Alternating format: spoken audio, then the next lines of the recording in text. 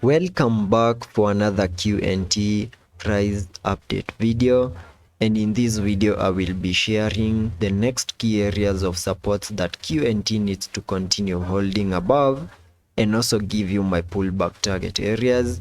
And before I do so, show some love by first giving this video a thumbs up, subscribe to the channel, and also check out the channel membership.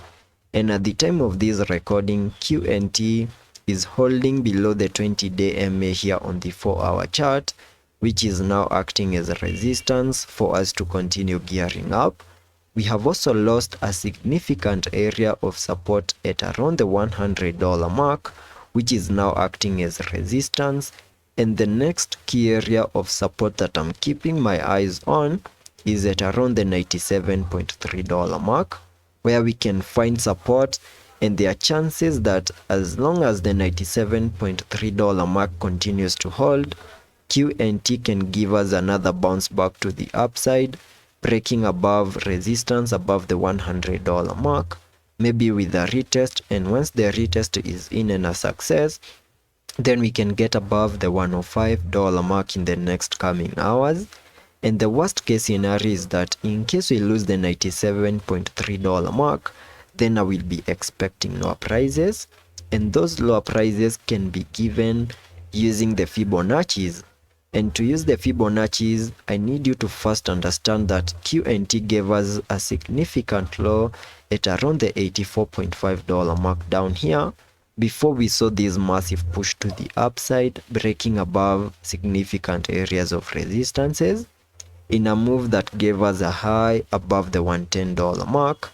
Then we started this massive rejection to the lower side, and using the Fibonacci's, we can get a minimum retracement area for this movement that we are seeing at the time of this recording between the Fib level 0.382 and the Fib level 0.78 as a maximum.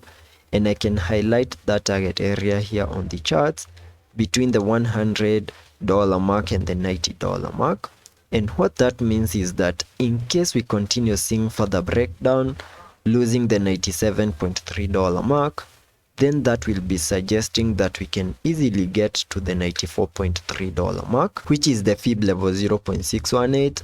And in case we lose the Fib level 0.618, then we can expect further breakdown to the Fib level 0.78 at around the $90 mark. And that is the last area, that is the last line of defense where we can expect another bounce back to the upper side. And losing the Fib level 0.78, then that will be suggesting a more bearish scenario here on the QNT chart, where we can continue seeing further weakness on the chart and easily get a reset of the lows that we made at around the $84.5 mark. So that is what I'm keeping my eyes on the short term here on the QNT chart. And jumping to the daily chart to give you my long-term Elliot wave analysis and what I'm expecting once the bull market is here.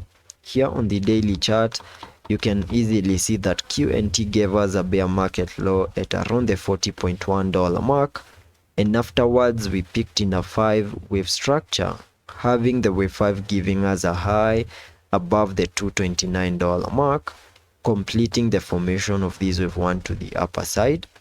And after seeing the formation of that first wave, we started a corrective structure in the formation of this wave 2 in a move that gave us a bit of a pullback into this red target area, in a move that has now given us a low at around the $84.5 mark.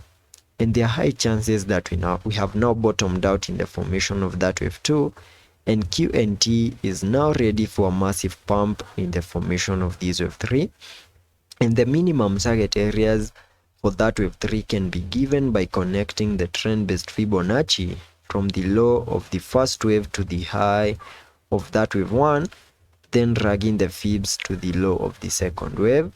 And that now gives me a minimum target area at the Fib level 1.618, and that is at around the $385.3 mark.